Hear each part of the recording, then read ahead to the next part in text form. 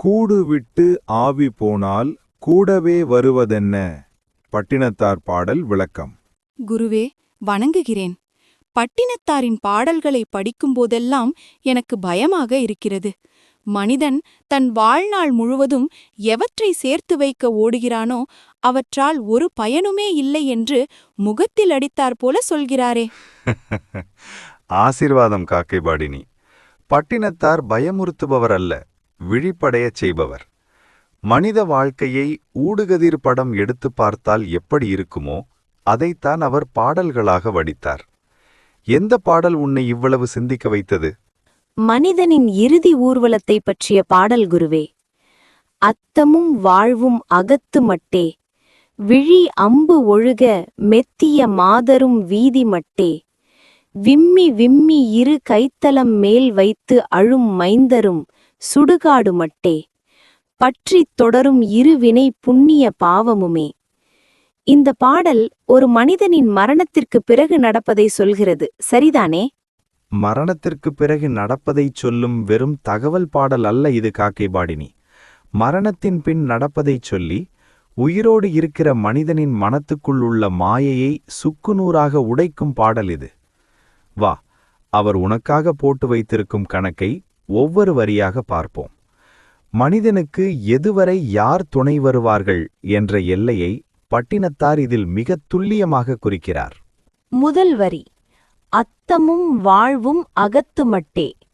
இதில் அத்தம் என்றால் என்ன குருவே? அகத்து மட்டே என்றால் வீட்டளவோடு நின்றுவிடும் என்று அர்த்தமா? ஆமாம் காக்கைபாடினி, அத்தம் இது சமஸ்கிருத சொல்லான அர்த்தம் என்பதன் திரிவு. பொருட்செல்வம் என்று பொருள். அர்த்த சாஸ்திரம், தர்ம அர்த்த காம மோக்ஷம் என்ற இடங்களில் அர்த்தம் என்ற சொல் பொருட்செல்வம் என்ற பொருளில் வருவதை பார். வாழ்வு, அந்த செல்வத்தால் நீ அனுபவித்த சுகபோக வாழ்க்கை. பளிங்கு வீடு, பட்டுமெத்தை, பளபளப்பான கார், பதவி, பவிசு போன்றையெல்லாம். அகத்து மட்டே, அகம் வீடு, மட்டு அளவு. அகத்து மட்டே என்றால் வீட்டின் எல்லை அளவே என்று பொருள். நீ வாழ்நாள் முழுவதும் இரத்தம் சிந்தி சம்பாதித்த பணம், வங்கி பெட்டகத்தில் உள்ள தங்கம், சேர்த்த செல்வங்கள், வாழ்க்கை வசதிகள் அனைத்தும் நீ இறந்த பின் உன் வீட்டின் வாசற்படியோடு நின்றுவிடும். உன்னோடு அவை இணைந்து வரா, நீ எடுத்துச் செல்ல முடியாது. மூச்சு போன பிறகு உன் சொந்த வீட்டிலிருந்தே உன்னை விரைவில் அப்புறப்படுத்தி இடுகாட்டிற்கு எடுத்துச் செல்வார்களே தவிர, ஐயோ இவள் ஆசையாக கட்டிய வீடாயிற்றே, இவளை இந்த வீட்டிற்குள்ளேயே புதைப்போம் என்று கூட நினைக்க மாட்டார்கள். உன் செல்வம் அந்த வாசற்படியை தாண்டாது, உன்னைத்தான் வாசற்படியை தாண்டி எடுத்துச் செல்வார்கள். இதற்கு அலெக்சாண்டர் கதை ஒன்று சொல்வார்களே குருவே? மிக சரியாக சொன்னாய். அலெக்சாண்டர் ஏராளமான நாடுகளை கைப்பற்றினான். ஏகாதிபத்தியங்களை எல்லாம் வென்று ஏப்பம் விட்டான். அவன் இறக்கும் தருவாயில் தன் தளபதிகளிடம், என் சவப்பெட்டியில் என் 2 கைகளும் வெளியே தொங்கும்படி துளைகளிடுங்கள். உலகத்தையே ஆண்ட அலெக்சாண்டர் போகும்போது வெறும் கையோடுதான் போனான் என்பதை இந்த உலகம் பார்க்கட்டும் என்றானாம். அவன் உண்மையில் அப்படிச் சொன்னானா என்பது தெரியாது. பலரும் அவன் அப்படிச் சொன்னதாக சொல்கிறார்கள். கருத்து நன்றாக இருப்பதினால் நாமும் சொல்லலாம், தவறில்லை. அந்த கருத்தைத்தான் பட்டினத்தார் அத்தமும் வாழ்வும் அகத்து மட்டே என்று ஒரே வரியில் அடக்கிவிட்டார். செல்வமும் வாழ்க்கை வசதிகளும் வீட்டளவோடு நின்றுவிடும், உன்னோடு சேர்ந்து வரா. கேட்கும்போதே மனம் கனமாகிறது குருவே. நாம் எந்த செல்வத்திற்காக நேரம் காலமில்லாமல் உழைக்கிறோமோ, எந்த செல்வத்திற்காக சிலர் ஊரை அடித்து உலையில் போடவும் துணிகிறார்களோ, அது நம் கூடவே வராது என்பது எவ்வளவு பெரிய முரண்பாடு! சரி ஆசானே, அடுத்த வரிக்கு வருகிறேன். விழி அம்பு ஒழுக மெத்திய மாதரும் வீதி மட்டே. இதில் மாதர் என்றால் பெண்கள், வீதிமட்டே என்றால் தெருமுனை வரை வருவார்கள் என்று புரிகிறது. ஆனால் விழி அம்பு ஒழுக என்ற வார்த்தை பிரயோகம் கொஞ்சம் கடினமாக இருக்கிறதே. அம்பு என்றால் பொதுவாக நாம் போரில் பயன்படுத்தும் அம்பு என்று நினைப்போம். ஆனால் அம்பு என்ற சொல்லுக்கு நீர் என்றொரு அர்த்தமும் உண்டு. நீ அம்புஜம் என்ற வார்த்தையை கேள்விப்பட்டிருக்கிறாயா? ஆமாம் குருவே, சில பெண்களுக்கு அந்த பெயர் உண்டு. அம்புஜம் என்றால் தாமரை என்று பொருள். அது அம்பிலிருந்து, அதாவது நீரிலிருந்து ஜனிப்பதால் அதற்கு அம்புஜம் என்று காரணப்பெயர். ஆக அம்பு என்றால் நீர் என்ற பொருள் உண்டு என்பதற்கு அம்புஜமே உதாரணம். இங்கே விழி அம்பு என்பது கண்ணீரை குறிக்கிறது. பட்டினத்தாரின் கவி வரியை கவனி. விழி அம்பு ஒழுக, கண்களிலிருந்து கண்ணீர் பெருக்கெடுத்து ஓட, மெத்திய மாதரும் இறந்த போனவனை சுற்றி நிரம்பியிருக்கிற மனைவியும் மற்ற பெண்களும் வீதி மட்டே தெருக்கோடி வரை மட்டுமே வருவார்கள். மெத்துதல் என்றால் நிறைதல் என்று பொருள். மெத்திய மாதர் இறந்து போனவனை சுற்றி நிரம்பியிருக்கிற மனைவியும் தாயாரும் சகோதரிகளும் மகள்களும் என்னும் பல பெண்கள். அவனை சுற்றி பல பெண்கள் உட்கார்ந்து கதறி அழுவார்கள். அவனோடு சேர்ந்து தாங்களும் இறந்துவிடலாம் என்பது போல துடிப்பார்கள். அந்த கண்ணீரிலும் கம்பலையிலும் உண்மையும் உண்டு, போலியும் உண்டு. ஆனால் உண்மையாக இதயம் உடைந்த அழும் பெண்கள் கூட சவத்தை எடுத்துச் செல்லும்போது வீதி வரை தலைவிரி கோலமாக ஓடி வந்து அரற்றுவார்களே தவிர அவனுடன் செல்ல மாட்டார்கள். அத்துடன் நின்று விடுவார்கள். ஆனால் குருவே, அது நம் சமூக வழக்கம்தானே. பெண்கள் சுடுகாட்டிற்கு போகக்கூடாது என்ற சம்பிரதாயம் இருப்பதால் தானே அவர்கள் வீதியோடு திரும்புகிறார்கள். இதில் தத்துவம் எங்கே இருக்கிறது? நல்ல கேள்வி காக்கை பாடினி. சம்பிரதாயம் ஒருபுறம் இருந்தாலும் இதன் உள்ளே இருக்கும் தத்துவம் உறவின் எல்லை, லிமிட்ஸ் ஆஃப் ரிலேஷன்ஷிப்ஸ் பற்றியது. மனைவியும் சுடுகாட்டிற்கு போகலாம் என்று இருப்பதாகவே வைத்துக்கொள்வோம். வீதி வரை சென்று திரும்புபவள் மயானம் வரை சென்று திரும்புவாள், அவ்வளவுதானே. கணவனோடு சேர்ந்து அவளும் இறந்து விடுவாளா என்ன? மறு உலகிற்கும் அவனோடு சேர்ந்து பயணிப்பாளா என்ன? அதைத்தான் பட்டினத்தார் கூறுகிறார். ஆனால் ஆசானே, அப்படி சேர்ந்து பயணித்தவர்களும் இருந்திருக்கிறார்களே. அந்த காலத்தில் பல பெண்கள் கணவனின் உடல் வேகும் சிதையில் தாங்களும் புகுந்து கணவனோடு உடன்கட்டை ஏறியிருக்கிறார்களே. உடன்கட்டை ஏறினார்களா, ஏற்றினார்களா? ஏறியவர்களெல்லாம் உடன்கட்டைக்கு உடன்பட்டு ஏறியவர்களா?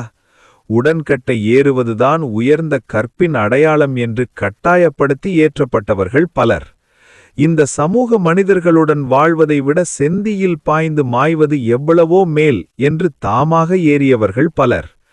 கணவனோடு சேர்ந்து செல்ல வேண்டும் என்னும் விருப்பத்தோடு எத்தனை பேர் ஏறியிருப்பார்கள் என்பது கேள்விக்குறிதான். மாதரும் வீதி மட்டே என்று பட்டினத்தார் பாடுவதிலிருந்து நமக்கு ஒரு வரலாற்று உண்மை தெரிய வருகிறது. கொடிய அநியாயமான உடன்கட்டை ஏற்றும் வழக்கம் தமிழ்நாட்டில் இருக்கவில்லை என்பதற்கு இந்த பாடல் வரி ஒரு சான்று. உடன்கட்டை ஏற்றும் வழக்கம் தமிழ்நாட்டில் இருந்திருந்தால் பட்டினத்தாரால் மாதரும் வீதிமட்டே என்று பாடியிருக்க முடியாது. அப்படியானால் யாரும் யாருடனும் அன்பின் காரணமாக உடன் இறக்கவே மாட்டார்களா? அப்படி இறப்பவர்கள் இருக்கிறார்கள், நான் மறுக்கவில்லை. ஆனால் அரிதிலும் அரிது. எங்கோ பல லட்சத்தில் ஒரு பெண்ணோ கோடியில் ஓர் ஆணோ தங்கள் வாழ்க்கை துணையோடு வாழ்க்கையை முடித்துக் கொள்ளும் அளவிற்கு அன்பு மிகுந்தவர்களாக இருப்பார்கள். ஆனால் பெரும்பாலும் மனிதர்கள் மற்றவர்கள் மேல் வைக்கும் அன்பை விட தங்கள் மீதே தாங்கள் வைத்திருக்கும் அன்புதான் பெரிது. அன்புக்குரியவர்கள் இறந்த பிறகும் தங்களுக்கான வாழ்க்கையை தொடர்ந்து வாழவே விரும்புவார்கள். அந்த பொதுத்தன்மை பற்றியே பட்டினத்தார் இங்கே பாடியிருக்கிறார். விதிவிலக்காக சிலர் இருப்பதை வைத்து பொதுத்தன்மையை மறுக்க முடியாது. அப்பப்பா, நம் வாழ்வின் சரிபாதியாக இருக்கும் கணவனோ மனைவியோ கூட இறுதி பயணத்தில் நம்மோடு இணைந்து வரமாட்டார்கள் என்ற உண்மையை ஜீரணிப்பது மிகவும் கடினமாக இருக்கிறது. அடுத்த 3வது வரி. விம்மி விம்மி இரு கைத்தலம் மேல் வைத்து அழும் மைந்தரும் சுடுகாடு மட்டே. விம்முதல் என்றால் தேம்புதல் என்று அர்த்தம். விம்மி விம்மி இரு கைத்தலம் மேல் வைத்து அழும். தேம்பி தேம்பி தங்கள் இரு கைகளையும் தந்தையின் உடல் மீதும் தங்கள் தலை மீதும் வைத்து அழுகின்ற. யார் அழுகிறார்கள்? மைந்தரும் அவனுடைய மகன்கள். தங்களுக்கு பிறப்பு கொடுத்த தந்தை, தங்களை ஆளாக்கிய தந்தை இறந்து விட்டாரே என்று பிள்ளைகள் நெஞ்சு வெடிக்க அழுகிறார்கள். எப்படி அழுகிறார்கள்? இரு கைத்தலம் மேல் வைத்து. தங்கள் 2 கைகளையும் தலையின் மேல் வைத்து தலையில் அடித்துக் கொண்டு துடிக்கிறார்கள். தந்தையின் உடல் மீதும் கைகளை வைத்து அப்பா அப்பா என்று கதறுகிறார்கள். பெண்கள் தெருமுனையோடு நின்றுவிட்டார்கள். ஆனால் இந்த பிள்ளைகள் என்ன செய்கிறார்கள்? தந்தையின் உடலை தோளில் சுமந்து கொண்டு சுடலை வரை செல்கிறார்கள். அதாவது சுடுகாடு வரை செல்கிறார்கள். ஆம், சுடுகாடு வரை போகிறார்கள். அங்கே அந்த மயானத்தில் சிதையை மூட்டுகிறார்கள், கொள்ளி வைக்கிறார்கள். ஒரு மண்பானையில் நீரை சுமந்து அதை உடைத்துவிட்டு அப்படியே திரும்பி பார்க்காமல் வந்துவிடுகிறார்கள். சுடுகாடு மட்டே. அந்த சுடுகாட்டு எல்லையோடு மகன்களின் பயணம் முடிந்து விடுகிறது. எந்த மகனுக்காக அவன் தன் வாழ்க்கையையே தியாகம் செய்தானோ அந்த மகனாலும் சுடுகாட்டை தாண்டி அவனுடன் ஒரு அடி கூட எடுத்து வைக்க முடியாது. அவ்வளவுதான். சிதைக்கு நெருப்பு வைத்துவிட்டு ஆற்றில் மூழ்கி குளித்துவிட்டு அப்பாடா காரியம் முடிந்தது என்று வீட்டுக்கு வந்து தகப்பன் சம்பாதித்த சொத்தை பிரிக்கப் போய்விடுவார்கள். உடல் அங்கே சாம்பலாகிறது. உயிர் தனியாக யாருமற்ற அனாதையாக தன் அடுத்த பயணத்தை தொடங்குகிறது. பிள்ளைகள் சுடுகாடு வரை வரலாம், ஆனால் சிதைக்கு மேல் உன்னுடன் வர முடியுமா? நெருப்பில் அவர்களும் குதிப்பார்களா? குருவே, இப்போது என் மனக்கண்ணில் ஒரு காட்சி ஓடுகிறது. வீட்டில் அவன் சேர்த்த சொத்து நின்றுவிட்டது. தெருமுனையில் மனைவி நின்றுவிட்டாள். சுடுகாட்டில் பெற்ற பிள்ளைகள் நின்றுவிட்டார்கள். அப்படியானால் அவனுடன் யார்தான் வருவார்கள்? அவன் தனியாகவா போக வேண்டும்? இது மிகவும் பயமாக இருக்கிறதே. பயம் வேண்டாம் மகளே. தனிமை என்பது ஆன்மாவின் இயல்பு.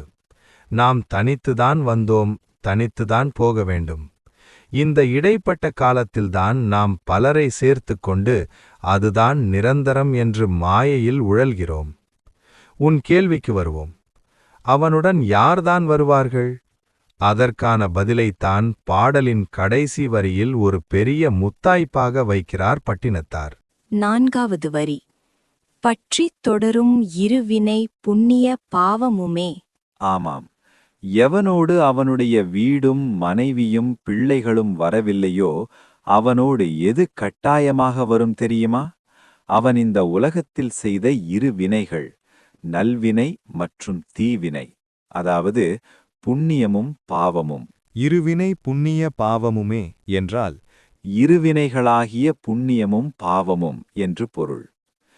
பற்றித் தொடரும் என்ற சொற்றொடரை கவனி. நிழல் எப்படி நம்மை பிரியாமல் பற்றியே வருகிறதோ அதுபோல நீ செய்த வினைகள் உன்னை பற்றிக் கொண்டு தொடரும். நீ மற்றவர்களுக்கு செய்த உதவி, தானம், காட்டிய அன்பு இவை புண்ணியமாக மாறும். நீ மற்றவர்களை வஞ்சித்தது, பொய் சொன்னது, பேராசையால் அடுத்தவர் பொருளை அபகரித்தது, பிறர் மனம் நோகும்படி நடந்தது இவை பாவமாக மாறும்.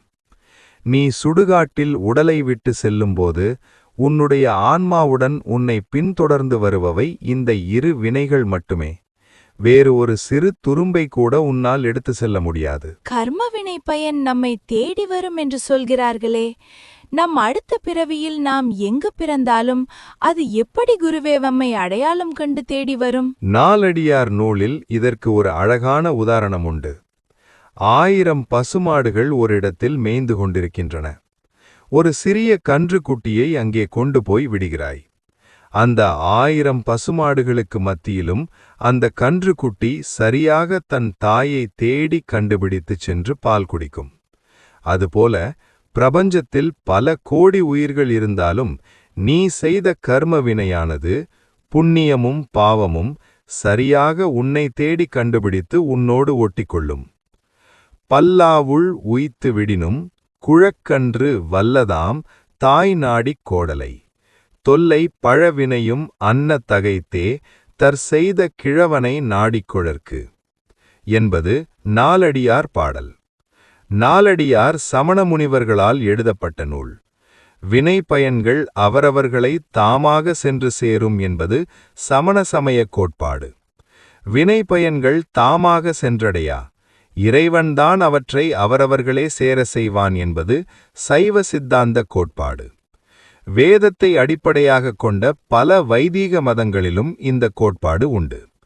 எப்படி இருந்தாலும் நாம் செய்த கர்ம வினை பயன் நம்மை வந்து சேரும் என்பது உறுதியாகிறது. எனவேதான் பட்டினத்தார் பற்றித் தொடரும் இருவினை புண்ணிய பாவமுமே என்று ஓங்கிப் பிரகடனம் செய்கிறார். அப்படியானால் நாம் வாழும் காலத்தில் நாம் எப்படி வாழ வேண்டும் என்பதற்கான எச்சரிக்கைதான் இந்த பாடலா குருவே? 100க்கு 100 சரி. இது விரக்தி பாடல் அல்ல, இது வாழ்க்கையின் கையேடு, மேனுவல் ஃபார் லைஃப். திருவள்ளுவர் இதை மிக அழகாக 2 வரியில் சொல்கிறார். இந்த இடத்தில் அந்த திருக்குறளை நாம் கண்டிப்பாக நினைவுகூர வேண்டும். அன்று அறிவாம் என்னாது அறம் செய்க, மற்றது பொன்றும் கால் பொன்றா துணை. இதன் பொருள் தெரியுமா உனக்கு? அறம் செய்க என்றால் நல்ல காரியங்கள் செய்யுங்கள் என்று புரிகிறது. மற்றபடி முழுமையான அர்த்தம் தெரியவில்லை குருவே.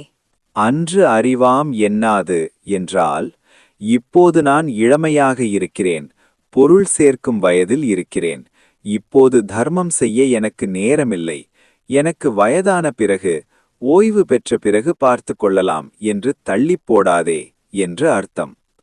அறம், தர்மம் அல்லது புண்ணியம் செய்ய கால நேரம் பார்க்காதே, இப்போதே செய். ஏன் தெரியுமா? பொன்றும் கால் என்றால் மரணம் வந்து உன் உயிர் போகும் காலம். அந்த நேரத்தில் உற்றார் உறவினர் எல்லாம் கைவிட்ட அந்த மயானக் கரையில் பொன்றாட் துணை, அதாவது அழியாத துணையாக உன்னோடு கூட வருவது நீ செய்த அந்த அறம் மட்டுமே. வள்ளுவர் என்ன சொல்கிறாரோ அதையேதான் பல 100 ஆண்டுகள் கழித்து வந்த பட்டினத்தார் தம் கவிதை நடையில் விரிவாக சொல்கிறார். 2 மாபெரும் ஞானிகளும் ஒரு புள்ளியில்தான் நிற்கிறார்கள். குருவே, நிலையாமை தத்துவம் என்பது என்னவோ எதிர்மறையான விஷயம் என்று நினைத்திருந்தேன். ஆனால் அதுதான் மனிதனை தர்மத்தின் வழியில் நடக்க வைக்கும் மிகப்பெரிய உந்து சக்தி என்று இப்போது புரிகிறது. பணத்திற்காக அநியாயம் செய்யக்கூடாது, ஏனென்றால் அது அகத்து மட்டே. உறவுகளுக்காக பாவம் செய்யக்கூடாது, ஏனென்றால் அவர்கள் சுடுகாடு மட்டே. புண்ணியத்தை மட்டுமே சேர்க்க வேண்டும், ஏனென்றால் அது மட்டும்தான் பற்றித் தொடரும். இதுவே பட்டினத்தார் நமக்கு புகட்டும் பாடம். மிக சரியாக புரிந்து கொண்டாய் காக்கை பாடினி. இந்த பாடலை படிப்பதால் உறவுகளை வெறுக்க வேண்டும் என்ற அர்த்தமல்ல, அவர்கள் மீது குருட்டு பற்று வைக்கக்கூடாது என்பதே பொருள். தாமரை இலை தண்ணீர் போல குடும்பத்தில் இரு, ஆனால் உன்னுடைய உண்மையான வங்கி இருப்பு தர்மமும் புண்ணியமும் தான் என்பதை மறக்காதே. உங்கள் ஆசிர்வாதம் குருவே. இன்றிலிருந்து வீண் ஆடம்பரங்களுக்கு ஆசைப்படாமல் என்னால் முடிந்த அறத்தை செய்து என்னோடு வரப்போகும் அந்த பொன்றா துணையை சேமிப்பேன். தர்மம் உன்னை காக்கும் மகளே. ஓம் சிவாய நம. அத்தமும் வாழ்வும் அகத்துமட்டே விழி அம்பொழுக, மெத்திய மாதரும் வீதி மட்டே விம்மி விம்மியிரு, கைத்தலம் மேல் வைத்தழும் ஐந்தரும் சுடுகாடு மட்டே, பற்றித் தொடரும் இருவினை புண்ணிய பாவமுமே. செல்வமும் அதனால் பெற்ற வாழ்வும் வீட்டளவிலேயே நின்றுவிடும். கண்களில் கண்ணீர் வழிய வந்து சூழ்ந்து நிரம்பியிருந்த மனைவி முதலிய பெண்களும் தெரு அளவிலேயே நின்று விடுவார்கள். 2 கைகளையும் தங்கள் தலைமேலும் இறந்தவனின் உடல் மீதும் வைத்து தேம்பி தேம்பி அழுகின்ற மகன்களும் சுடுகாட்டு அளவிலேயே நின்று விடுவார்கள். 2 வினைகளாகிய புண்ணியமும் பாவமும் மட்டுமே பின்பற்றி தொடர்ந்து வரும். குரு மாணவி குரல்கள். செயற்கை நுண்ணறிவு. ஆக்கம் கவிஞர் பத்மதேவன்.